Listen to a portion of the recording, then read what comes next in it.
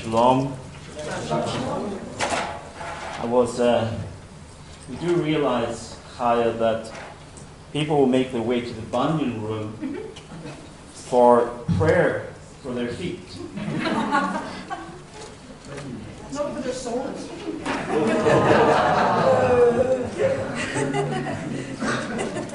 Oh, she's quick. These Edinburgh people are all the same.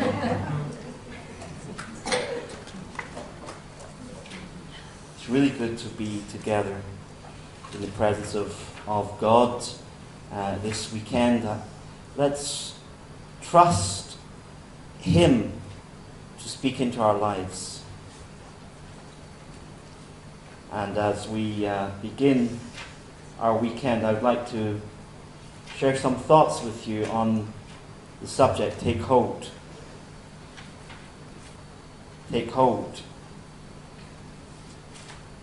In the Jewish world of the late 1800s and even into the 1900s, the restoration of a Jewish state in our ancient homeland was still the dream of fanatics. Theodor Herzl, in his book The Old New Land, held out the prospect of such a state to the Jewish people and declared, "If you will it, it is no dream." Rabbi HaOr challenges us with an even greater goal, one which will bring the Old New Land to its ultimate realization as the land of the righteous. We have not yet attained it, but if we will it, if we lay hold on it, this too is no dream. As today, the backdrop to his statement in Philippians 3, verses 12 to 15, was the struggle between the agenda of men and the will of God. To a degree, the eventual outcome of that struggle in our lives is in our own hands. Whether we will pursue the goal or not will decide it. Pharisaic Judaism evolved in an age of bitter rivalry between the various theological and political parties which formed the Jewish world of its day.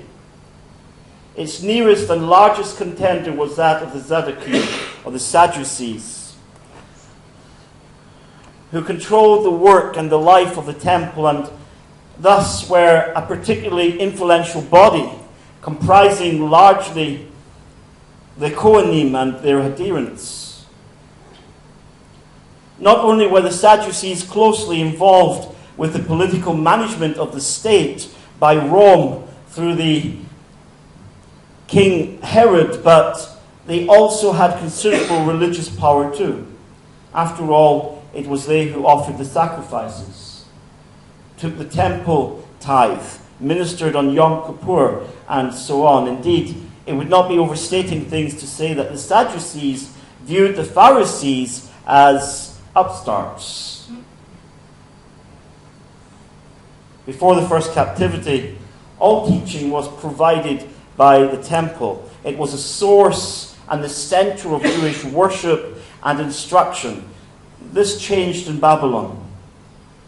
Suddenly we were in a strange land with no temple, and the only way in which Jewish life, worship, and identity could survive was by means of a new institution called the Beit HaKnesset, the House of Assembly, what we today refer to as the synagogue. Initially, and in many respects until the present day, the synagogue was the place of community gathering and instruction. The Yiddish name shul cleverly reflects this function. It was a school in which the Torah and the traditions of our people were taught, practiced, and kept alive. This is a source of the power of the people who became known as Prushim, Pharisees. The word Prush has several meanings. It means interpretation, explanation, commentary, exegesis, or simply reading. That was their function in the community, to read and interpret and to explain the Torah to the people, and through exegetical study and commentary apply the mitzvot to a new and difficult situation. When the captivity ended and the temple was rebuilt, the Beit HaKnesset did not disappear. They continued to exist and served alongside the temple, so that the work of sacrifice and ritual was performed in the temple, but the work of teaching became the preserve of the Beit HaKnesset. One might have thought that this was a comfortable, even a convenient arrangement, but it was an arrangement brought about through the established power of the Prushim. After all, the man who led the nation after the return was both a Kohen and a teacher. Ezra HaKohen was also Ezra HaSofer. Many of the Kohanim who had taught and ministered in the temple during the captivity simply became Prushim in a temple-less society. Moreover, it was in this atmosphere of turmoil and uncertainty that the words of the rabbis took on more importance than ever before. They were the interpreters of the Torah, and in the trauma of being placed in a Gentile society where all the norms of Jewish life were challenged and threatened, it was important that they maintained order and gave their interpretations and rulings. And this conveyed upon their rulings absolute authority. The idea of an oral Torah hidden from the mass of Israel and transmitted from rabbi to rabbi through the ages took deep roots. Even before the destruction of the temple in the year 70 of the Common Era, the Prushim exercised more power and authority over the life of the Jewish people and over Judaism itself than their more time-honored rivals. Thus, the Prushim, although not wielding the political power which the Sadducees had, were already the dominant branch of Judaism by the 1st century. It is against the background of Pharisaic Judaism that Rabbi HaOr addresses the matter of reaching the goal and taking hold of it. The goal itself is clearly stated in the preceding verses. Rabbi HaOr yielded up all that he had previously counted important for his attaining righteousness, in order that he might gain the Mashiach. This is an astounding statement.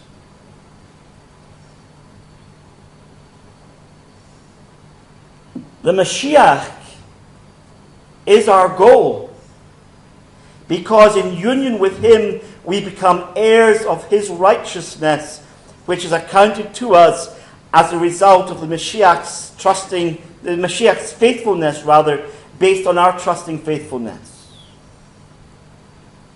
Furthermore, in verse 10 of Philippians, Rabbi HaOr explains that knowing the Mashiach means the power of his resurrection and the fellowship of his sufferings and conformity to his death, in order to attain resurrection from the dead. This is our desire, not only for ourselves, but also for our people, that Israel might obtain the goal of life from the dead. Of course, this has a personal application. Men and women need to have a personal encounter with the God of Israel. But Romans 11 and Yechezkel 37 promise that it will be the supreme experience of the nation of Israel. As Jews have experienced already the first glimmerings of life, we are pursuing the goal not only as individuals or even as communities, but as the first fruits of a nation. And we pursue that goal in order to take hold of it.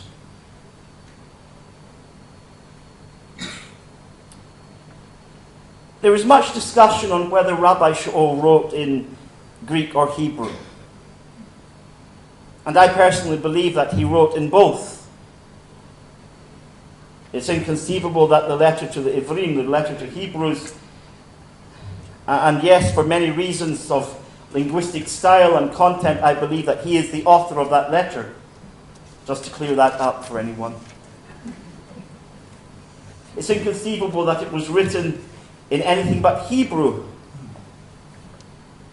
Equally, there are other letters in which there would be little benefit of writing in Hebrew because, for the most part, those communities were Greek speakers.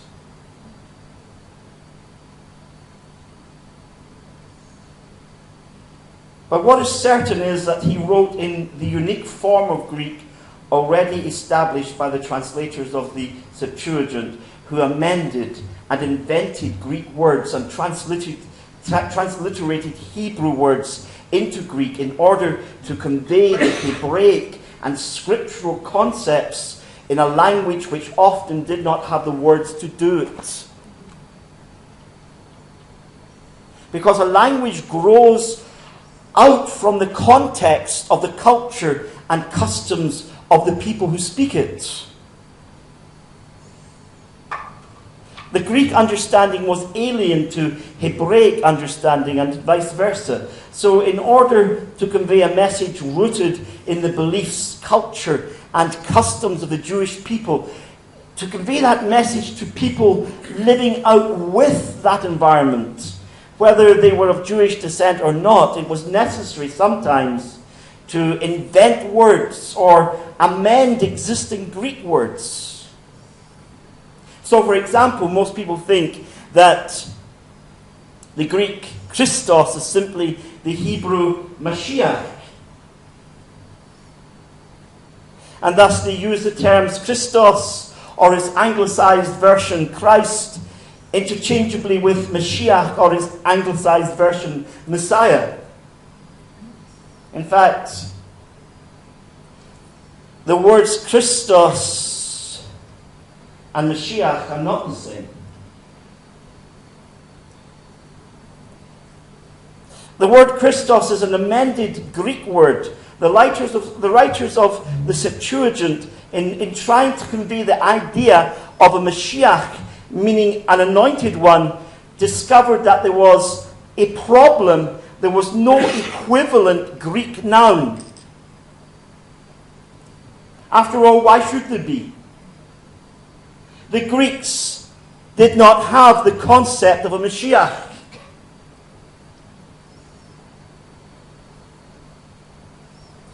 But the Greeks did use oil to polish their shields.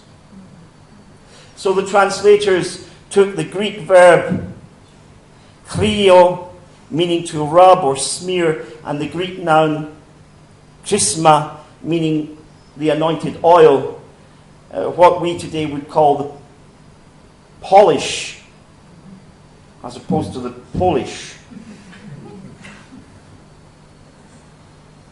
And they created a verbal adjective, Christos, literally meaning rubbed or smeared with oil or polished. It's not the Hebrew anointed one, Mashiach, but it is as close as the translators could get. Now, there's a reason for me sharing all this with you. The Greek word used in Philippians 3 and translated apprehended or take hold. And for this, I really do need my glasses.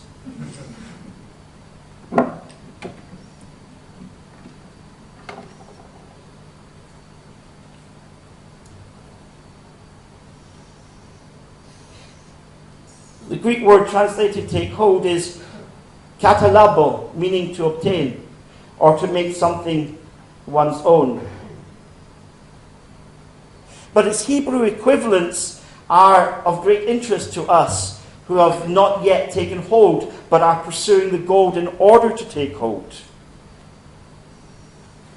The word hasik is one equivalent. It means to attain. Another is matzah. I know that you're all thinking now of what we eat at Pesach. But although the two words are related, have related concepts, they're spelled differently. This matzah means to come upon or to find. And finally, the Septuagint uses katalabo to translate lachad, which means to capture or to seize or to grasp. This puts a new complexion on Rabbi HaOr's words because he is laying down a principle of Torah for us. The principle is laid down in Devarim, Deuteronomy 4, verse 1. Where we read, "Now Israel, listen to the laws and rulings I am teaching you in order to follow them so that you will live." I was struck recently by a statement in our conversion course, Destination Judaism, which I shared with a few. It's this: the central focus, and it's a very profound statement. You'll know that this isn't part of the conversion course which I wrote. Nevertheless, it was good.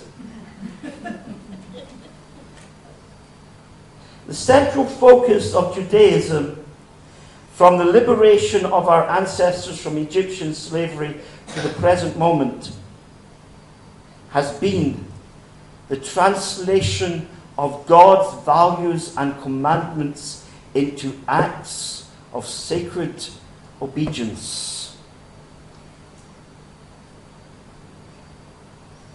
The focus of Judaism, from the liberation of our ancestors from Egyptian slavery to the present moment, has been the translation of God's values and commandments into acts of sacred obedience. This is what Rabbi HaOr is doing here. It's precisely what he is doing here. He is showing us not only the importance of, but also the practical means whereby we can live out the commandments. Recall that he was amongst the foremost Torah scholars of his day, and the terms he uses reflect the commandment given in Devarim chapter 4. The verse opens in Devarim, "Hear, O Israel." The word Shema means more than simply listen. It means to grasp hold of tightly. Grasp hold of tightly, Israel, the Hukim and the Mishpatim. They form the two main categories of the commandments of the Torah. The Hukim are the commandments which have no explanation. The Mishpatim are those whose rationale is clear. Hashem commands us to tightly grasp both and not to diminish or add to them. Verses 6 to 8 of Devarim 4 remind us that they are our wisdom and understanding. By using similar language concerning the Mashiach, Rabbi HaOr lays an important truth before us as he notes in Romans 10 verse 4, the goal at which the Torah aims is the Mashiach. He is not, as many allege, saying that Judaism is done. Clearly he states that he regards everything in comparison to knowing the Mashiach to be like dung.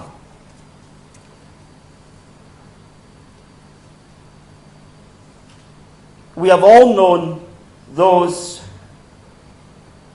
who get caught up with Jewish custom and culture, and especially with the oral tradition, and to eventually leave the Mashiach to pursue what appears to them to be a more authentic Jewish life, or to stand a better chance, so they think,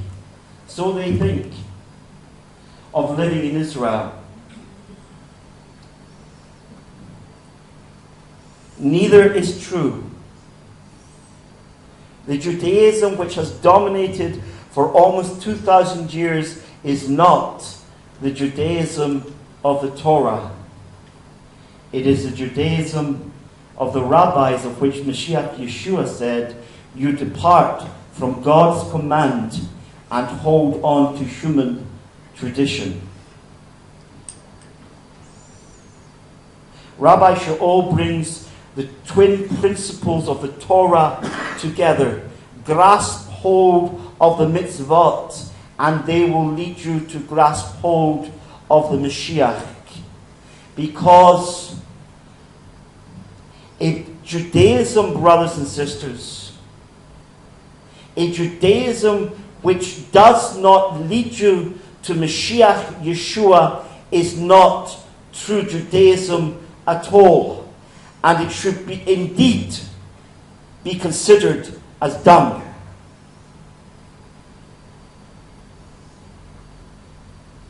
Lachad has another meaning.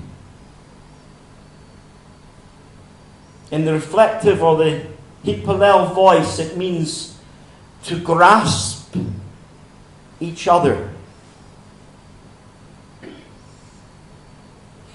This is the goal. To be grasped by, and in our turn also to grasp hold of the Mashiach. We've had a long day. For some more than others, a tiresome and a tiring day. And so I'm going to draw to a close. But if we leave this conference with this firmly fixed in our minds and in our hearts, we will have benefited well by being here. Take hold of the goal. And for no reason whatsoever, let go of him. B'Shem Yeshua. Amen.